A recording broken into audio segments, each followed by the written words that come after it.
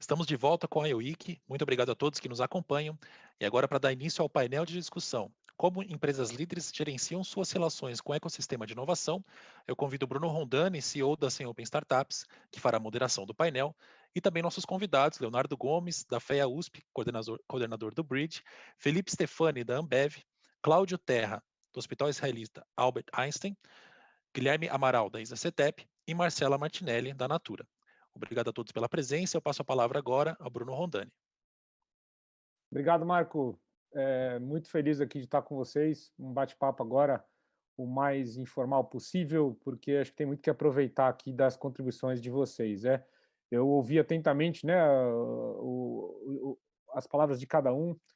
Super interessante aí o Amaral citando o Dr. Pavic, né? Então a gente fala, poxa, quando estava conversando com o Bruno, né, sobre o que a gente esperava desse painel, eu falei, olha, tem muito doutor lá nesse painel, né? Pessoal que fez, enfim, doutorado em teoria de inovação, mas que também está praticando inovação.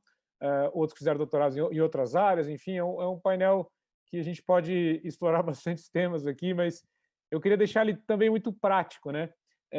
Porque, tudo bem, é uma nova, talvez, transformação, né, na própria administração, se é uma evolução ou não, mas acho que tem muitas referências, né, Léo? E também, se a gente for falar do que já está acontecendo, o que a gente já pode ver, claro que não vai ser fácil de replicar em todos os setores, mas claramente é uma tendência, a gente observa isso. Eu gostaria de deixar, vou passar primeiro para o Léo mesmo, mas deixar aqui uma provocação: o que há de prático hoje para a gestão de ecossistemas de inovação? Obrigado, Bruno. Eu quero começar, primeiramente, agradecendo as apresentações de todos. Alguns de vocês eu já conhecia, eu aprendi muito, fiz várias anotações. Quero fazer um especial destaque aqui para o Terra também, que eu conheço há muitos anos. E também dizer que é um prazer enorme ter visto a apresentação da Marcela e do Bruno. Eu quero começar discutindo uma questão que é o papel dos gestores e o perfil de competências. Se a gente pega um gestor tradicional de inovação, antes, lá na década de 90, ele tinha muita preocupação de estar seguindo o stage gate. Então, isso era basicamente o que ele estava preocupado. Se pega um pouco o gestor de Open Innovation, de uns 5, 10 anos, ele era muito preocupado em achar um conhecimento, alguma oportunidade. Hoje, me parece que tem mudado para uma ideia de orquestrar e lidar com o conflito de interesse entre, às vezes, a grande empresa e a startup. Então, a gente tem feito entrevistas em que os gestores fazem revelações assim, que há 4 anos seria chocante, do tipo, eu olho o lado da startup. Eu também procuro ver como ajudar a startup a criar valor e fazer um balanço entre o interesse da empresa e o interesse da startup. Então, e essa ideia um pouco das falas, de integrar, não apenas pensar o que é bom para mim, mas como que eu integro e faço esses atores diferentes funcionarem. Eu queria começar com essa provocação. Como vocês percebem o desenvolvimento de novas competências para operar numa lógica de ecossistemas? Talvez a gente pode começar pelo Bruno, depois pular para a Marcela e pular para o Cláudio e o Gui. Vamos lá. Eu acho, tentando responder e contando um pouco do que a gente faz aqui, né? Eu não acredito, e aí eu posso estar dando tiro no pé, mas eu acho que no longo prazo a gente vai sair vivo. Eu não acredito em áreas de inovação, né? Eu acho que quando a companhia tem uma única área de inovação, significa que eu sou muito mais o gargalo da inovação do que a inovação em si. A gente aqui na companhia tenta ao máximo descentralizar e distribuir. E eu acho que a grande característica que você tem que ter é isso. Como é que eu entendo que a inovação está em todos os lugares e que eu posso orquestrar mesmo? O gestor ele tem que ser um orquestrador do que está acontecendo. Quando eu olho para o meu time, principalmente, olha toda essa conexão com o ecossistema de inovação, eles não podem ter aquele apego, né, de, poxa, eu não fiz isso, não tem problema. Se a companhia fez, está ótimo, entendeu? E eu acho que a gente deveria ser muito mais curador de conhecimento do que está acontecendo do que, de fato, o executor. Eu tenho que dar possibilidade e cada vez mais ser curador de ecossistema para a companhia como um todo pescar nesse mercado. Eu acho que o especialista de logística que eu tenho aqui na Ambev, ele é a melhor pessoa para avaliar uma startup de logística. Então, é até mais fácil ensinar como é que ele faz essa conexão para ele avaliar 10, 20, 30. Lembrando que aqui, até comentei na minha fala, a gente faz aproximadamente 200 a 250 negócios por ano nos últimos 2, 3 anos. É um número bem grande. No começo eu fiquei preocupado, depois eu falei, poxa, acho bom abrir a companhia assim e cada vez mais ter esse tipo de negócio. E quando eu falo negócio com startup, saiu R$1 do caixa da Ambev e foi para o caixa da startup. Pode ser para uma prova de conceito, pode ser para comprar a empresa. Então, para mim é muito sobre isso. Assim, eu de verdade vejo o nosso ecossistema nascendo. A gente fala de inovação há bastante tempo, mas a maturidade do ecossistema tá acontecendo. A gente está acontecendo ainda, a gente está começando. Eu não gosto de iniciativas que tentam colocar toda a inovação dentro de um único lugar e falar que aquele lugar é incrível. Não, só tem inovação, só é legal se acontece aqui. Cara, não é mais sobre isso. A gente hoje acho que explora pouco até o Brasil. Quando eu olho o percentual de negócios que eu faço com startups que estão fora do eixo sul-sudeste, eu falo, poxa, é bom, mas ainda tem muito para acelerar. E quando você vai olhar ecossistemas como Manaus, como Rio de Janeiro, como Nordeste, tirando o Recife, que acho que já está um pouco mais desenvolvido, você fala, cara, tem coisas aqui que são absolutamente incríveis e que talvez não tenham a mesma oportunidade porque não estão lá em São Paulo, ou porque não estão em Minas, em Floripa, em Recife.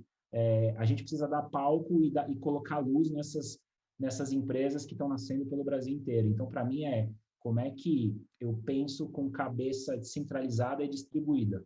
E não só Brasil, né? E também como é que talvez eu trago iniciativas de fora para o Brasil para levantar a barra e para a gente aprender com eles, dado que eles estão em ecossistemas mais maduros, mas também, como a Marcela falou, poxa, a gente é empresa brasileira global. Eu posso fazer o soft landing de startups brasileiras lá fora.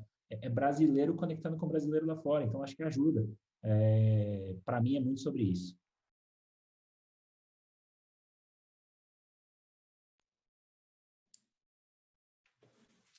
Bom, falando um pouquinho da minha percepção sobre as novas competências aí dos profissionais de inovação, eu acho que, concordo com você, Leonardo, acho que tem um papel que os profissionais de inovação são os grandes embaixadores da mudança sobre a perspectiva de trazer, de entendimento das particularidades do ecossistema empreendedor e de traduzir e ou adaptar e ou conectar para dentro da organização. Isso sim, ainda é um desafio que tende a ser superado rapidamente, porque as empresas já perceberam, né, esse novo cenário, mas acho que também faz parte das competências do profissional de inovação de também ser o embaixador da mudança do próprio negócio da companhia. Porque toda vez que a gente traz uma inovação, se ela é uma inovação complementar ao negócio, talvez seja mais simples, mas toda vez que ela é de fato disruptiva e que ela precisa ser avaliada com indicadores, perspectivas ou um olhar para além do business as usual, né? Um olhar que de fato desafie o modelo atual e que muitas vezes a gente não vai ter a resposta naquele primeiro momento, é preciso bastante persistência, resiliência e ser mesmo um embaixador dessa mudança, e ir lá e propor, e testar, e mostrar o valor, e para depois conseguir, de fato, plugar e mudar processos, negócios, enfim, principalmente quando é alguma coisa, como eu falei, que está rompendo com o modelo atual. É isso. Cláudio? Está no mudo. Desculpe, estava no mudo mesmo. Bom, que assunto difícil. Depois de tantos anos, eu ainda acho bem difícil essa questão da competência. Fico autoavaliando a minha própria competência o tempo todo para lidar com esses desafios de hoje. Eu vou dar um passo para trás antes de falar de competência, porque uma das coisas que, toda vez que alguém começa a falar de inovação, eu quero sempre trazer uma coisa fundamental para a linha de frente e que tem a ver com competência. É a palavra chamada risco. Okay? Risco é um negócio que é pouco compreendido, na maior parte dos casos, em particular em grandes empresas. Grandes empresas são organizadas para a gestão de risco. Num certo momento, né, da vida das empresas, o que elas precisam fazer enfim, ter previsibilidade, ter orquestração, ter, enfim, eficiência, né? Logicamente, tem vários casos, e até a Marcela citou um pouco aqui, né, algumas coisas mais disruptivas, mas, assim, todo o ethos, né, uma palavra um pouquinho mais, assim, rebuscada, né, mas todo o conceito, todo o contexto de uma grande organização eu vou dizer assim, estabilidade não é estar parado no tempo, mas é algo, uma previsibilidade. Traduzindo isso em números, né? Se uma empresa é muito grande, se ela crescer entre 5% a 10% no ano, ela cumpriu a sua meta. Ok? Em grande medida. Boa parte das empresas. Então, a gente vai ter exceções nesse caso. Quando a gente vai para o mundo de uma startup, ela precisa crescer 1% ao mês. Todos os meses, ao longo de 5 anos. Isso cria um chip completamente diferente entre as pessoas que trabalham numa startup, que tem que mudar a cada ciclo de 6 meses a lógica da estrutura organizacional, de como se organizam as pessoas, de que mercados e assim por diante. Trazer essa mesma lógica para dentro de um contexto organizacional, de uma corporação, são dois mundos completamente diferentes, e todo mundo tem que falar isso, né? Assim, essa lógica é uma lógica crucial que explica comportamentos, né? E quando a gente fala de falar open, né, a gente está talvez dando pouca ênfase ao innovation. O innovation significa quebrar paradigmas, assumir riscos, porque eu falo assim, se você assume pouco risco, provavelmente é porque você já tem todas as competências, conhece a tecnologia, conhece os mercados. E se você passa por esse caminho, na verdade, você está... Tipicamente, as organizações grandes, elas tendem a trabalhar em mercados que elas conhecem, em tecnologias que elas relativamente dominam e com contextos culturais, regulatórios bem conhecidos. E alguém vai me falar que tem um monte de exceção e eu concordo. Mas a lógica predominante desses dois sistemas são muito distintas.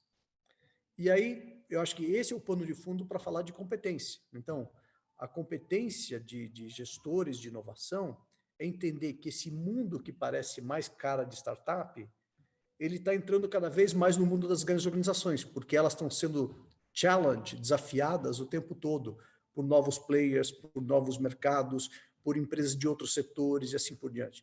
Então, elas não vão virar uma startup. Isso é um grande desafio, porque uma empresa grande não vai crescer 20% ao mês. Não consegue, é impossível. Por outro lado, ela tem que ter uma agilidade, uma flexibilidade, uma habilidade de trazer os executivos para tomarem riscos. Executivo, eu conheço nenhum, mas eu exagero, mas a grande maior parte dos executivos não querem tomar risco, pessoal, inclusive.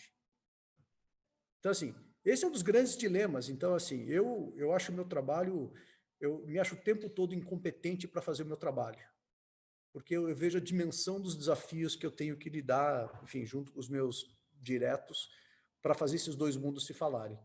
E para mim, é Marte, Lua, é Terra e Plutão, é o tempo todo tentando fazer esses mundos se falarem. Esse é o nível da incompetência que eu sinto que eu tenho, que me assusta o tempo todo, e eu sempre sinto que eu estou correndo atrás dessa história. Maravilha, Cláudio. Guilherme? Difícil falar depois do Cláudio, mas acho que ele aborda um tema que eu queria colocar, assim, acho que do ponto de vista de competências, não só as competências do gestor da inovação, ou das áreas de gestão de inovação, como o Bruno e Marcela colocaram, são desafiados pela gestão de ecossistema, mas toda a estrutura organizacional. E acho que nós temos hoje uma visão de que uma grande mudança e uma quebra de paradigma da gestão da inovação com esses atributos de Open Innovation e de gestão de ecossistemas tem sido a sua porosidade, né? A sua difusão como uma atribuição funcional de todas as áreas da organização. E só que isso está enunciado, mas não está formatado, né? Nós não temos um modelo organizacional dentro das nossas grandes empresas, principalmente, que façam isso que o Cláudio comentou, né? De quebrar e se reinventar e pivotar e testar, porque não faz parte do ethos e do negócio e não tem que ser assim, né? A gente já discutiu muito isso e assim o startup way, né? Das grandes corporações não significa que as grandes corporações vão se tornar startups e grandes startups. Isso não faz o menor sentido e pensar assim. Então, nós estamos hoje nesta fase de transição. Talvez hoje olhando para trás, assim, era muito mais fácil, né, quando a inovação era uma atribuição da área de P&D, naqueles modelos lineares clássicos, que você sabia onde estava a atribuição, quais eram as métricas, quais eram os incentivos, quais eram as competências necessárias, né? Hoje nós estamos num momento que já passamos por o boom, né, da Open Innovation, entendemos, agora a gente está depurando, e acho que uma atribuição clara da gestão da inovação, além dessa de orquestrar processos, né, e orquestrar processos internos e externos às organizações e ao ecossistema, também tem sido não só orquestrar, mas gerar e administrar esses instrumentos de indicadores, incentivos e métricas de valor, né? Como geramos valor para as organizações através dessas conexões e através desses processos fortuitos de geração de ideias e de testes e de provas de conceitos e de desenvolvimento experimental e de alianças, para além daquele modelo clássico que nós temos de geração e captura de valor dentro de uma grande corporação. Então, acho que é isso que nós estamos quebrando a cabeça agora, nesse setup. Nós estamos pensando nessas grandes iniciativas de talento organizacional para inovação, que tem a ver com isso, pensar em métricas, pensar em como incentivar, difundir os conhecimentos, os métodos, os instrumentos de gestão para todas as áreas, como incentivar as áreas a assumirem a inovação como uma função organizacional sua e ao mesmo tempo, como garantir na área de inovação esses instrumentos de gestão para fazer essa orquestração e demonstrar o valor e, de alguma maneira, administrar e capturar esse valor permeado e poroso que está aí ao longo de todo o ecossistema. Acho que esse é um grande desafio, não sabemos como, mas acho que é por aí que vai a nossa carreira, né, de gestores de inovação. Deixa eu aproveitar e fazer um comentário sobre isso, que acho que quero dividir uma experiência com vocês, né? Se você fosse numa escola de negócio, na década de 90, fazer um curso de empreendedorismo, ele ia te ensinar como fazer um grande plano de negócio. Por quê? Porque acreditava-se que o modelo de sucesso é a grande empresa e uma startup ou um empreendedor ou empreendedora tem que imitar a forma que a grande empresa funciona. E como a forma que a grande empresa funciona? Planejamento, execução e controle. Depois que a Sarasvati veio lá em 2001, depois vai vir o Lean Startup, etc., eles quebraram isso. Eles mostraram que não é assim que as startups de fato inovam. Tem um processo muito mais flexível de experimentação, etc. Hoje, o que eu percebo de uma análise crítica, às vezes, eu concordo com todas as falas aqui, é que muitas pessoas acham que a grande empresa para ela ser inovadora, ela tem que se comportar como uma grande startup. E aí, observando, ano passado eu tive uma experiência, talvez uns momentos altos da minha carreira, em que eu fiquei mergulhado numa dessas unicórnios, não é um unicórnio há alguns anos, porque ela é gigantesca, tem mais de 30 mil funcionários, e eu vi o rápido crescimento que ela teve e depois o processo que ela teve de, literalmente, formatar os processos, desenhar as áreas, porque ela precisava concretizar o aprendizado.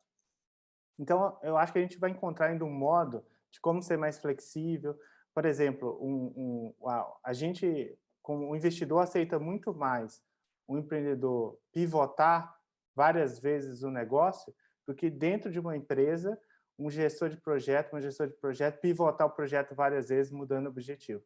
Então, eu tive algumas experiências de acompanhar o comitê de inovação, e da terceira vez que o gestor e a gestora mudaram o foco do projeto, eles acharam que aquele projeto estava fora de alinhamento, e que o gestor e a gestora estavam sendo indisciplinados. Por exemplo, uma questão óbvia, que é quando e como um gestor, uma gestora podem pivotar um projeto dentro de uma grande empresa, e isso vai ser compreendido, né?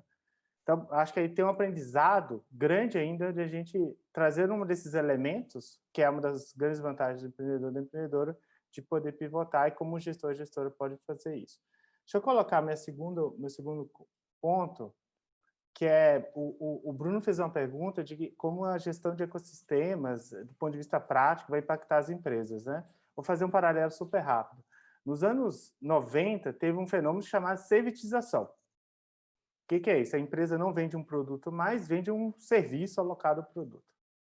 Para muita gente, o que está acontecendo é o que chama de platformization.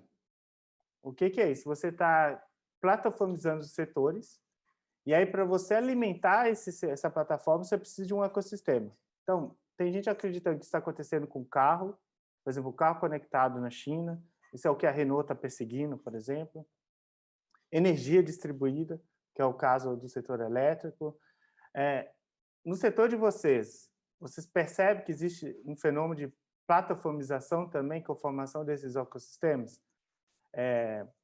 E se não, como vocês lidam com o fato que, por exemplo, que a gente vê que muitos gestores e gestoras fazem grandes esforços para atrair startups, mas no final do dia, a capacidade realmente de alavancar negócios fica diminuída, e a empresa e a área acaba virando uma fábrica de POCs, né? Faz muitas POCs e quase nada acontece. Acho que a gente tem umas boas exceções aqui, que sem dúvida o Einstein, a Natura e a Ambev e um pouco a ISA não são fábricas de POCs. Mas, Gui, eu queria começar com vocês, se você teria algum exemplo de plataformização que você está sentindo no seu setor, e se essa lógica está chegando na sua... Você já percebeu alguns casos com relação a isso? Sem dúvida, Léo. Como eu falei no começo da minha fala, o setor elétrico está passando por uma transformação que nós dizemos que talvez seja tão radical e disruptiva pela qual passou o setor de telecomunicações lá no começo dos anos 90, né? Todos lembramos como era a Telecom naquela época e vemos que aquelas empresas, talvez muitas delas nem existem mais, e como esse setor se mudou, se integrou e plataformizou-se absurdamente. E isso vai passar certamente com o setor de energia elétrica. Claro que, dadas as proporções, ainda temos um ativo muito físico, né, que é o elétron, que precisa trafegar e ser entregue em algum local, mas temos essa percepção, sim, e nós estamos buscando justamente criar mecanismos de gestão de inovação que nos permita criar essas plataformas de produtos e serviços, estabelecer ecossistemas de retroalimentação que possamos gerar valor para a nossa empresa e para todo o ecossistema. Como? De uma maneira muito concreta, assim, como fazer isso, né? Acho que hoje nós temos uma noção muito clara de que grande parte das atribuições de uma empresa ou de qualquer prestador de serviço vão ser transformados e que a própria prestadora de serviço vai ser incapaz de acompanhar todas essas transformações. E nós nem queremos fazer isso.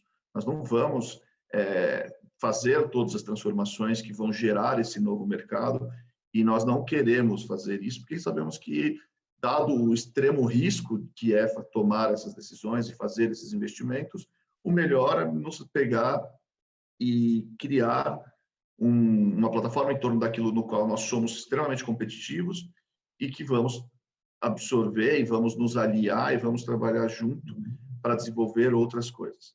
Isso serve para as atividades core da nossa atividade, assim, de manutenção, de inspeção, de operação.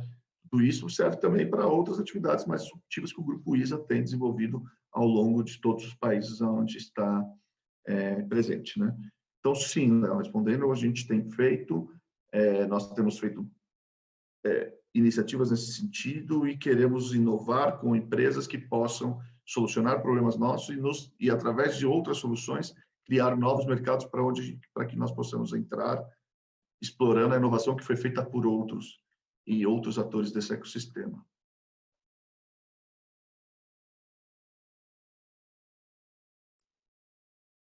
Talvez a gente pode seguir a sequência, né? O Gui foi o... De repente, o Cláudio pode falar agora?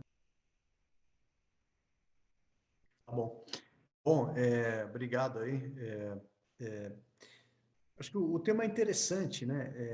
Acho que eu vou fazer nem todo mundo aqui conhece um pouco o sistema de saúde, mas, enfim, acho que muita gente conhece porque, enfim, quase todo mundo usa o sistema de saúde em algum momento da vida, a família usa, né?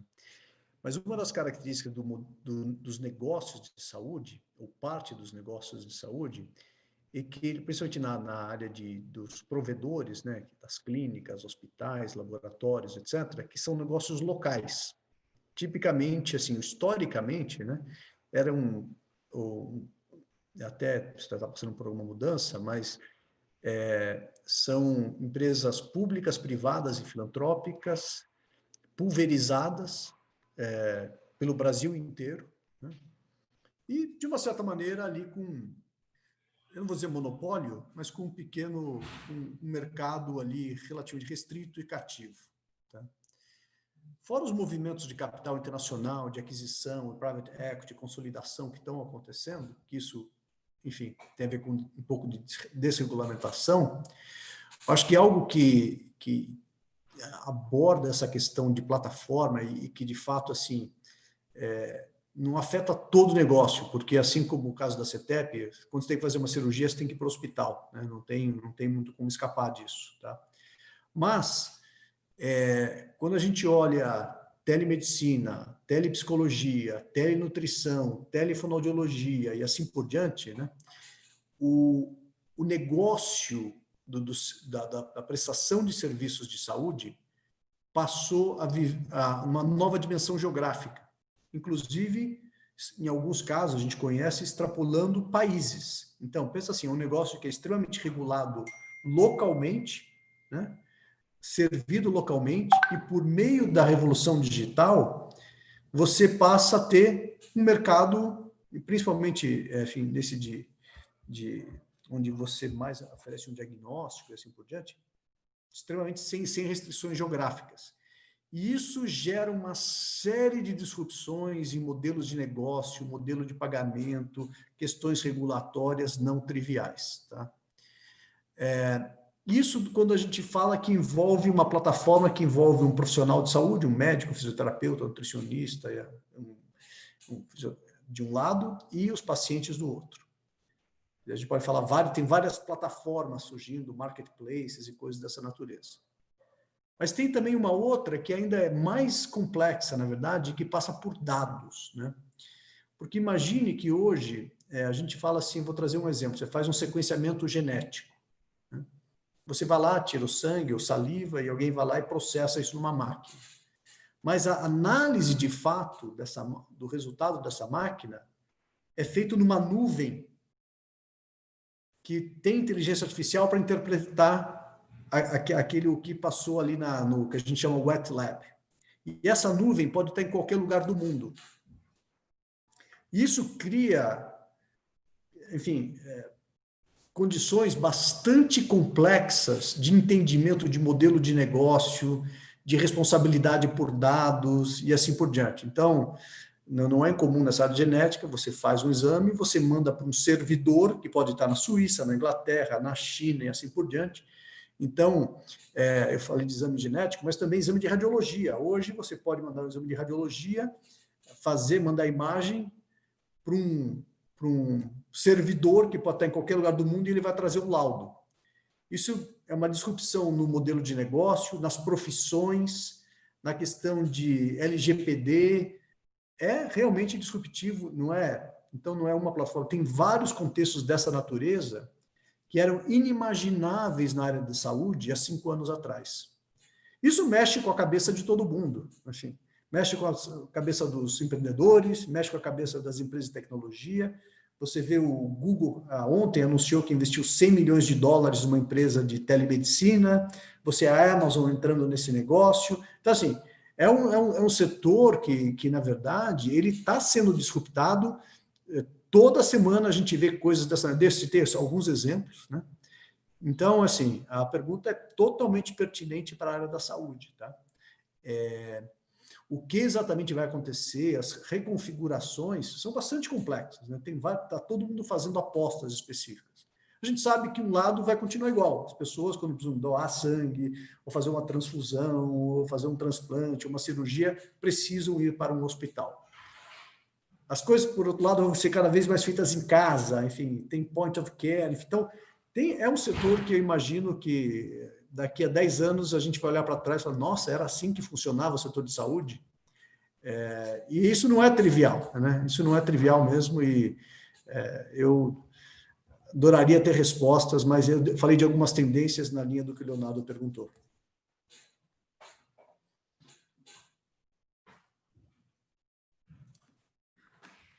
Bom, dentro da mesma linha do Cláudio, eu acho que o setor de cosméticos e da beleza, na verdade, tem muita similaridade com o setor da saúde, guardadas as devidas proporções, mas também tem ali um componente bastante físico, né, do produto cosmético em si, mas que a gente já vê do ponto de vista de benefício, ele sendo complementado com um olhar de outras plataformas que vão trazer o benefício da beleza para um lugar que transcende o produto cosmético e que transcende a beleza só estética, né? A beleza cosmética da sua pele, do seu cabelo, mas que ele passa também pelo seu estado de espírito, ele passa também pela a forma como você vive, o que você se alimenta e tudo nesse sentido. Então, a gente também tem visto essas novas plataformas, tanto do ponto de vista desta evolução da beleza para o beauty tech, né? Que é até um termo que vem sendo usado, e que, embora a maquiagem ainda precise ser física e você passar no seu rosto, a gente já vê uma série de filtros digitais, por exemplo, e como a gente tem tido interações muito digitais, talvez você não precise passar a maquiagem, basta um filtro digital para você já estar se sentindo bonito socialmente, né? Mas também passa muito pela comercialização e pela interação com a rede, né? Que eu acho que é uma plataforma bastante significativa que vem surgindo e modificando a forma como se comercializa produtos e principalmente como você passa conteúdo e se posiciona perante o seu consumidor, né? A gente tem visto uma série de empresas nascentes, sejam elas startups ou sejam elas já indie brands, que estão muito baseadas na questão mesmo do posicionamento e na comunicação com o consumidor e trazem isso como um fator de inovação e diferenciação muito mais do que o produto em si. Muitas vezes você vai olhar o produto, é um produto simples do ponto de vista de inovação, né? Não é um produto que traz uma proposta muito diferente. O diferencial ele vem mesmo da forma que você se comunica e da forma como você interage e influencia a opção de compra, a escolha do consumidor. Então, eu acho que isso, dentro de bens de consumo ou de serviços, tem tido um impacto bastante transversal. Como é que tem sido na Ambev, Bruno? Não, acho que eu estava pensando aqui enquanto você estava respondendo, Marcela, e é engraçado porque eu acho que a Ambev e Natura, elas têm casos similares, né? A gente acaba sendo um ecossistema de plataformas dentro do nosso segmento. O Silvio Meira, a gente citou tantos estudiosos lá de fora, eu vou citar um aqui do Brasil. Acho que o Silvio Meira tem um gráfico que eu adoro, que ele fala que no começo dos anos 2000 a gente começou a falar de plataforma, né? A gente viu as primeiras plataformas sendo criadas, Você deu o exemplo, Léo, do iOS ali, né, da App Store, né? Foi a primeira vez que a Apple abriu para os desenvolvedores criarem para ela e é engraçado, esse movimento da Apple depois decorreu um monte de novidades interessantes no setor de tecnologia. E aí, dos anos 2010 em diante, a gente viu a transformação digital nessas empresas, né? Cara, como é que eu boto tecnologia para dentro? Como é que eu colaboro com quem está fora dos muros da empresa? E o Silvio fala que de 2020 em diante, muito acelerado por tudo que a gente está vivendo agora nos últimos meses, a gente vai viver a era dos ecossistemas de plataformas, né? E olhando para a Ambev, eu falo, putz, é exatamente isso. Obviamente, você mantém, na verdade, você sempre cresce aquela obsessão por cliente de entender, poxa, como é que eu atendo o Léo? Qual que é a marca que ele gosta, onde que ele prefere comprar, em que momento eu deveria estar mais próximo dele para sugerir alguma coisa, em que momento eu deveria recuar para também não atrapalhar. No marketing a gente fala bastante isso, acho que acabou a era da interrupção, começa a era do entretenimento, né? Como é que eu sou uma marca que te leva aquilo que você quer no momento que você quer. E aí, no segundo momento, para tudo isso acontecer, a gente tem que operar as nossas plataformas com diversos stakeholders. Eu tenho a plataforma que eu trabalho com os meus fornecedores, com os meus investidores, com toda a rede que é o parceiro de tecnologia, que constrói coisas novas, e aprender como é que eu orquestro isso, né?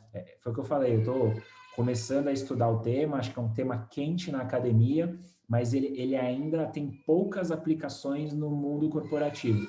Muita gente fala, mas poucas pessoas ainda conseguem operar bem, conseguem ter métrica clara, conseguem fazer algum tipo de planejamento, conseguem iterar constantemente, né? Falar de business plan hoje para grandes empresas acho que é perder tempo, assim. 2020 é o ano que vai mostrar para a gente que plano não serve para nada. Você rasga o seu plano ali em março e, cara, pensa um mundo novo e começa a iterar constantemente com seu fornecedor, com seu parceiro, com seu cliente, com seu consumidor. A Ambev, a vida inteira, se preparou para atender bar, restaurante, supermercado. E agora eu tenho que atender milhões de casas. Como é que eu faço isso acontecer? É completamente diferente, assim, e não é Ambev, né? A Natura também. Acho que acaba sendo um desafio novo, e para mim é muito o que eu comentei na fala inicial ali, aprendizagem e velocidade de crise, né?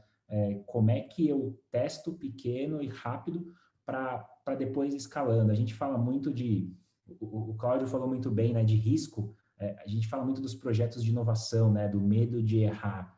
Eu não sei como é que vocês fazem, mas aqui na companhia eu vou muito pelo meu portfólio. Eu acho que tem inovação que eu faço de curto prazo que traz resultado, aquela startup plug and play que você conecta e, cara, um mês depois rodando já mostra resultado financeiro, resultado real.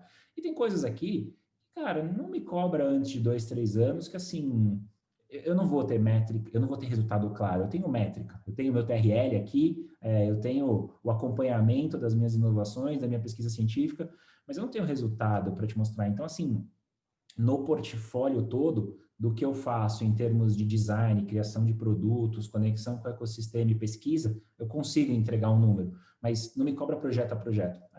E talvez o mais difícil, né, hoje que em grandes organizações, é mostrar que, às vezes, projetos que morrem, no mínimo, eles deixaram um grande aprendizado que eu vou usar num projeto maior, né? A Amazon tem um exemplo gigantesco disso, que ela tentou criar um telefone lá atrás que, no final, virou Alexa. Não é bem assim a história, tem um pouco mais de complexidade, mas, simplificando muito, uma iniciativa que não deu em nada criou uma outra que foi gigantesca.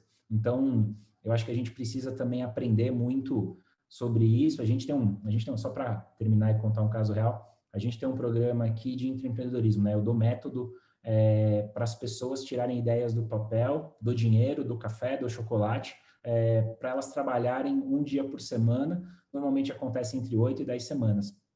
A primeira vez que a gente testou o MVP desse projeto lá, 2019, comecinho de 2019, a gente colocou 60 pessoas, deu uma caixa fechada, chama Labs Box, inclusive. A gente deu uma caixa fechada com dinheiro ali, café, chocolate e principalmente método.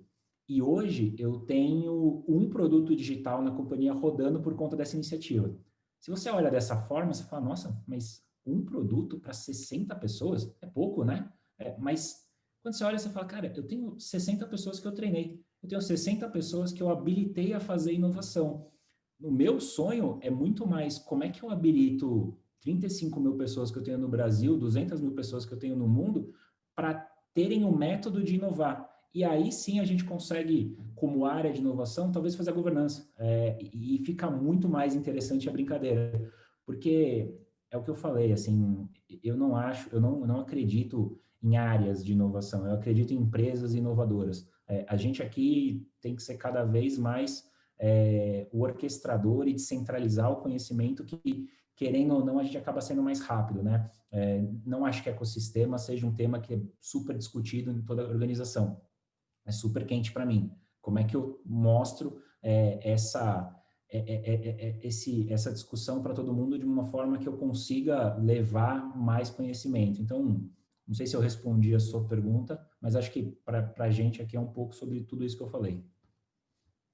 Legal, legal, Bruno. Eu precisava dar uma dinâmica aqui das perguntas que estão chegando, e aqui uma provocação que chegou aqui. Todos vocês são bastante experientes e conhecidos, né? As empresas de vocês reconhecidas pela capacidade, enfim, inovadora e tudo que vem fazendo. Mas, na opinião de vocês, né? Se fosse mencionar um caso de sucesso, de destaque, mais recente, mais antigo, mas que sirva de referência, e qual que seria, em que área, o próximo grande hit aí que vocês podem ver, né? É uma pergunta que provoca um pouco a questão do radical, do maior impacto, e eu sei que tem todo o sistema e um monte de inovações incrementais, mas só como uma provocação aí para o público que perguntou, vocês conseguem responder? Se quiser começar pela Marcela?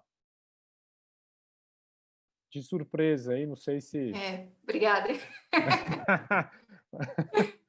Não, vamos lá. É difícil falar um caso, né? Mas eu vou falar alguns que eu acho que ajudam a gente a ilustrar um pouco isso, porque a gente já teve bons resultados, tanto no lançamento de produtos, então a gente lançou ano passado um produto para cabelos, uma linha de tratamento de cabelos, em que a gente tem uma molécula que é o ativo principal da linha, que é uma molécula biotecnológica e que foi desenvolvida por uma startup.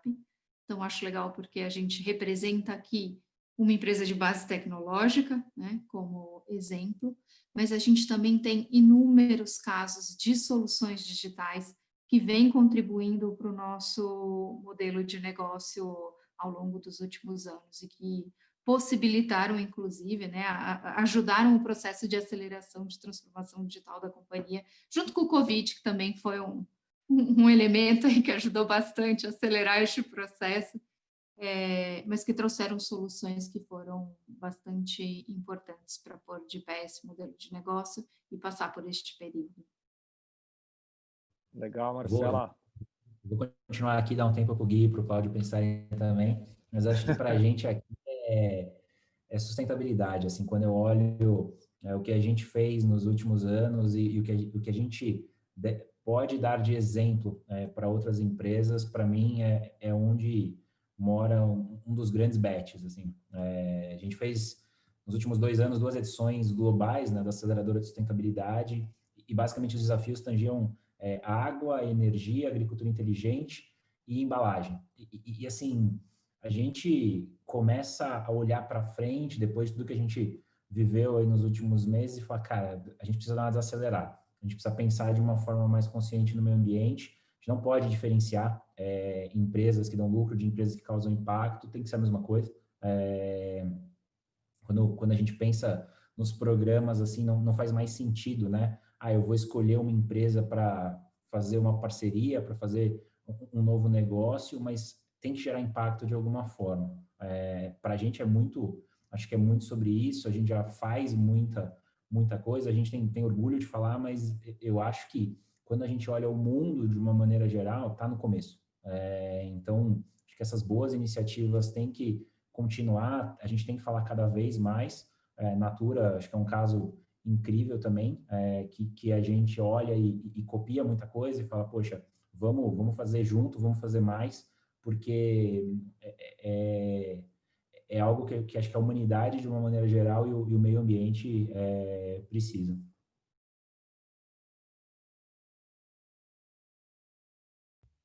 E aí, Guilherme? Ou Cláudio, abriu o microfone, pode ir na frente. Quem que está preparado aí? Vai, Posso ir Guilherme. lá? Tá bom. Acho que, assim, os nossos, como nós falamos, nós costumamos resumir os nossos desafios em 3 Ds do setor elétrico, né? Digitalização, descarbonização e descentralização. Acho que nós estamos hoje caminhando bem na batalha pela digitalização. Talvez esse seja um caso de sucesso. A nossa atividade de inspeção, nós temos 20 mil quilômetros de linha de transmissão, que precisa ser visitada e inspecionada, e estamos andando muito bem nisso. Como startup, uma startup desenvolveu um sistema de digitalização da nossa atividade de inspeção muito bacana, e a gente está desenvolvendo e implementando isso com eles, e isso está ajudando a gente a dar passos largos na atividade de digitalização de uma das nossas frentes. Acho que o próximo passo, concordo com o Bruno, assim, acho que a sustentabilidade, que para nós vem dessa descarbonização do setor elétrico, mas da redução de impacto, que é um setor de infraestrutura, né, que tem um impacto com a comunidade do entorno, enfim, a gestão de tudo isso está trazendo novos desafios, e nós estamos buscando e perseguindo cada vez mais soluções inovadoras para nos permitir criar essa relação, rever a forma como as pessoas lidam com a energia. E acho que isso vai abrir espaços para dar respostas sustentáveis, socialmente amigáveis e também empoderando o consumidor da onde vem a sua energia, da forma como ele quer consumir a sua energia, e é isso que nós queremos fazer juntos. Então, acho que estamos explorando essas rotas. Armazenamento de energia é uma das soluções que nós estamos nos colocando e estamos perseguindo, mas tem coisas menos hard tech, mais software gestão, change management, que precisamos e estamos fazendo. Então, acho que é por ali que eu poderia caminhar. Maravilha, Guilherme. Cláudio? Bom, eu resolvi falar eu fiquei pensando no que eu vou falar, assim, mas daí eu vou falar de um assunto que vocês vão me matar, porque vocês devem ouvir o tempo todo, vocês devem desligar a televisão, que eu vou falar de Covid, né? Mas eu não tenho como eu não falar de Covid, né? Porque esse é o assunto da área da saúde nesse momento, né? E uma das perguntas todo esse ecossistema, etc., ele fez alguma coisa, ele ficou lá paradão, falou, bom, agora não é comigo, né?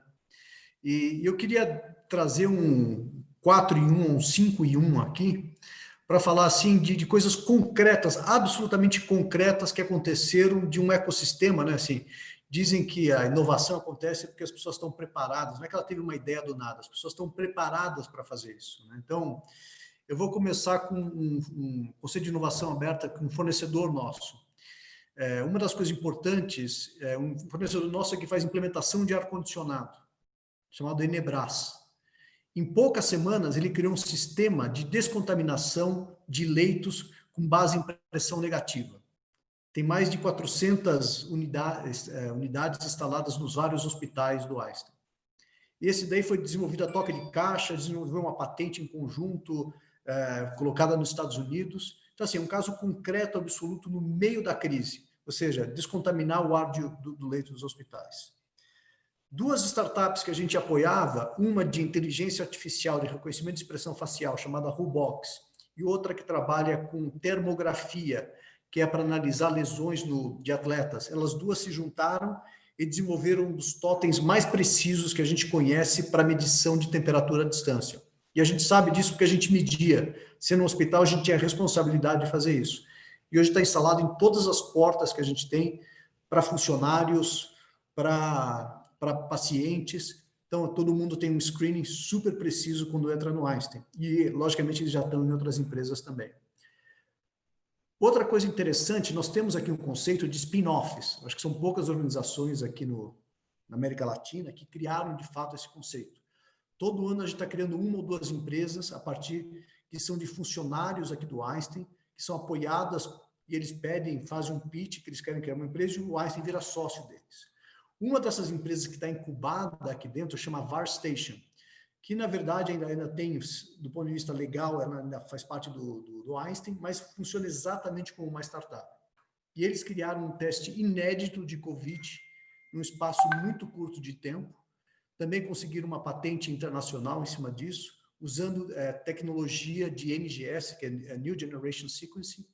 Isso daí reduz a metade o custo do teste de Covid, o famoso PCR, só que você tem uma técnica análoga chamada de NGS. Posso falar ainda também de uma outra empresa, essa de Santa Catarina, até porque a gente tem o nosso ecossistema expandido, chamada Neoprospecta. A Neoprospecta é uma empresa que trabalha muito com sequenciamento genético, inclusive para a indústria de alimentos e também para a indústria de saúde, e eles desenvolveram um conceito de forma pioneira aqui no Brasil chamado Pool PCR, que na verdade é você conseguir fazer o teste de até 15 pessoas de uma vez só, usando a técnica de PCR. Então, você faz um excelente para screening. Então, eles têm uma expansão gigantesca no sul do país. Eu falei muito rápido, foi um put-purri, né? Tem outras que eu não estou lembrando aqui agora, mas posso falar assim. O ecossistema, ele respondeu à crise da pandemia, trazendo coisas concretas, instaladas, sendo utilizadas no hospital para fazer detecção, para fazer prevenção, enfim, para fazer cuidado de paciente. Então, assim, mas será que em outros momentos teria essa mesma nível de agilidade? Provavelmente não. Foi algo, a gente que estava aqui na frente de batalha, literalmente, esse pessoal trabalhou, virava à noite, enfim, é uma outra lógica, né? Que, enfim, muita coisa aconteceu dentro do hospital também, mas eu tenho que, nesse contexto da nossa discussão, destacar o trabalho incrível de startups que eram do ecossistema, faziam outras coisas, nada a ver com Covid, e em poucas semanas, poucos meses, criaram soluções que estão sendo utilizadas dentro do próprio Einstein e no sistema de saúde como um todo. Então, assim, eu não consigo dizer algo mais concreto, mais objetivo do que... Eu posso falar de tendências, mas isso é concreto e afeta todo mundo, né? Então, são incríveis esses empreendedores, né? Muito bom, Cláudio. Marcela, quer fazer um adendo? Eu quero. Quem falou primeiro, né? Não teve tempo de pensar em direito a uma réplica. Não, é que eu lembrei de um exemplo deste ano que eu queria muito compartilhar com vocês, que é uma startup do interior de São Paulo, em que a gente desenvolveu com eles uma solução que é um cheiro digital e que vai estar logo mais na mão de todas as consultoras e que ela permite que a gente mude a lógica de amostragem de perfume. O que antes a gente precisava ter vários vidrinhos pequenininhos distribuídos por aí para que as pessoas pudessem experimentar os perfumes e comprar os perfumes, vai ser substituído por um device que não tem álcool, que é um cheiro seco, que a pessoa consegue identificar o que ela quer em termos de o que ela gosta mais, de caminho olfativo ou de estilo, se é para usar de dia, se é para usar de noite, festa, trabalho, e a partir dali ela sentir aquele cheiro naquele device, e acho que vai abrir aí uma oportunidade, uma avenida de inovação em termos de perfumaria muito legal. Eu queria trazer esse exemplo porque é daqui do Brasil. Fantástico, muito bom. Olha, nosso plano aqui é fechar às 17h20 aqui. Eu queria que o Leonardo, que ouviu, né, o professor Léo, que ouviu tudo que foi falado até aqui, fizesse uma síntese para nós, e aí a gente caminhasse aí para o nosso fechamento. Pode ser, Léo? Pode. Quero, então, começar pela síntese agradecendo, né? Quero agradecer a todos os palestrantes aqui que fizeram essas falas tão inspiradas. Quero também agradecer a oportunidade de estar trabalhando com a EasyCETEP e com o Bruno, com a 100, toda a equipe, o Daniel, a Carla. Quero agradecer também quem está por trás, que é a Dani Carvalho e todos os outros pesquisadores que têm ajudado a gente nesse projeto. Eu quero fazer uma síntese, mas em direção a uma provocação. Como o meu papel aqui é da pesquisa, do cientista, né? Eu fico realmente muito feliz que o ecossistema e as empresas, como o Cláudio falou, reagiram a essa questão da Covid, uma questão tão séria, tão difícil, né? Mas eu quero também falar um pouco da fala que a gente teve, das competências, da plataformização. a gente olha os exemplos de transformação digital e a gente fica meio que pensando nas grandes empresas que são realmente digitais, né? E aí todas essas empresas têm uma característica, não apenas ela é digital, o ecossistema dela também é. E aí toda essa discussão nossa de transformação digital ainda está muito na ideia da empresa e não do ecossistema. Então, ano passado eu tive como eu falei, tive um projeto revolucionário que eu percebi o que é uma empresa construir um ecossistema digital e que milhares de oportunidades surgem que você não faz ideia antes que é possível ter.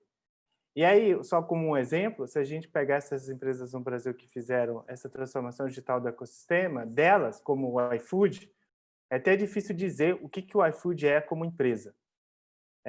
Do ponto de vista, eu imagino a Receita e o governo tendo que regular uma empresa como a iFood que está em tantos diferentes setores ao mesmo tempo, né? Então, nós estamos... Tem meio de pagamento, tem entrega, tem tudo ali dentro, tem um software, tem tudo ali dentro. Então, eu acho que a minha provocação vai de pensar que a gestão de ecossistemas traz milhares de novas questões, algumas conhecidas que a gente vai revisitar, traz oportunidades de se pensar um pouco a transformação digital, não só da empresa, mas do ecossistema no qual ela está inserida. E quero dizer que nós, como do projeto Bridge, de pesquisa aplicada, estamos muito abertos a cooperar e a recebê-los para discutir seus desafios, suas questões, seus anseios, as grandes empresas, as startups, as questões, os pesquisadores. A gente acredita que, mais do que uma iniciativa, a gente é uma plataforma de geração desses novos conhecimentos, né? E essas novas metodologias. E eu agradeço desde já quem participou das entrevistas. O Terra, por exemplo, foi muito generoso em compartilhar a experiência no início do projeto, mas estamos abertos. E amanhã, o Bruno vai falar um pouco sobre isso, mas amanhã a gente vai ter 2 workshops, um das competências e capacidades para operar em ecossistemas. Então, estão todos convidados, vai ser um workshop bem prático, ilustrativo, de que capacidades são essas, gestores, empreendedores, empreendedoras, todo mundo está super convidado. E depois, em seguida, a gente vai fazer o segundo workshop de transformação digital do ecossistema, não apenas da empresa. Quais são os desafios e estratégias para isso? Então, aproveito para novamente agradecer e dizer que eu aprendi muito com a fala de vocês. Muito obrigado. Pessoal, eu vou pedir, obrigado, professor Léo, vou pedir para o Guilherme, talvez, explicar um pouquinho para o pessoal aqui, se quiser colaborar nessa construção, né, de ferramentas. A gente está fazendo um painel aqui, convidou, né, esses cases, o Léo já interage com alguns aqui, outros fazendo pesquisa, mas como é que a gente pode, enfim, engajar outras pessoas? Eu fiz um post lá provocando, chamando um, chamando o outro, né? A gente se conhece, mas alguma dica aí de engajamento para que a gente possa co-criar junto, aprender junto nessa jornada do Bridge? Maravilha. O Bridge é um projeto que ele foi planejado desde a sua concepção, né, para engajar o maior número de atores. É um projeto de pesquisa aplicada, como o Léo diz, né, e tem como objetivo gerar metodologias de gestão do ecossistema de inovação. Confesso que a pandemia nos obrigou a dar uma pivotada, né? Porque nós temos uma sede do Bridge, né? Tem um laboratório, um espaço físico no Inova USP, como foi apresentado ali, e a ideia é que tenhamos ali naquele espaço diversos eventos e diversos workshops, conseguir mobilizar o ecossistema e garantir a geração e a difusão desse conhecimento, práticas, cases, apresentação de cases, enfim. Mas, dado essa pandemia, está lá, está esperando tudo isso passar, né, Léo? Mas acho que o nosso hub digital é o site, e quem quiser engajar, acho que se engaje conosco no site, através dos canais de comunicação que temos do Bridge, e com isso nós vamos iniciar, a partir de agora, como o projeto está começando, um conjunto de workshops, webinars e práticas de geração de conteúdo e de difusão desse conteúdo. Acho que é isso. A ideia é, através dessas relações, dessas práticas, gerar, esses conteúdos vão ser publicados no site, né, estarão disponíveis, vamos a toda a rede do 100, a ideia é trabalhar mesmo fomentando a geração e a difusão desses conhecimentos, desse debate que a gente teve aqui sobre gestão de ecossistema de inovação. Maravilha. Pessoal, Bruno, uma palavra final para a gente? Parabéns. Acho que vocês estão à frente do tempo, assim. A gente vai ver esse tema explodindo nos próximos anos, vocês estão plantando a sementinha e, de verdade, eu espero que a gente possa contribuir. Eu não sei o que contribuir significa, mas a gente vai descobrir batendo papo e tomando cerveja nas próximas semanas. Obrigado aí pelo convite. Maravilha. Cláudio? Não, um prazer, assim, eu acho que posso terminar com uma piada, né? Assim, Opa! assim, né? Eu tenho filhos, adolescentes, né? Eles falam, pai, o que você faz no hospital, né? Eu falo assim, bom, eu tomo cafezinho, vou para a reunião, converso com as pessoas. Então, assim, e daí assim, bom, mas eles te pagam para fazer isso? Eu falei, sim, pô, mas que legal, eu quero fazer isso também quando eu crescer, né? E eu acho que cada um de vocês aqui, aprendendo, né, a gente faz um trabalho muito de conexão, né, de entender habilidades, tecnologias, assim, eu acho que esse conceito de Open Innovation, né, é um pouco isso, é a piada que eu conto para os meus filhos, mas só que levado a sério, né? Então, é isso, vai ser um prazer tomar cafés coletivos, cafés individuais, enfim. Esse é o meu trabalho e parte da minha equipe é fazer isso, que também são 15 mil pessoas trabalhando lá dentro.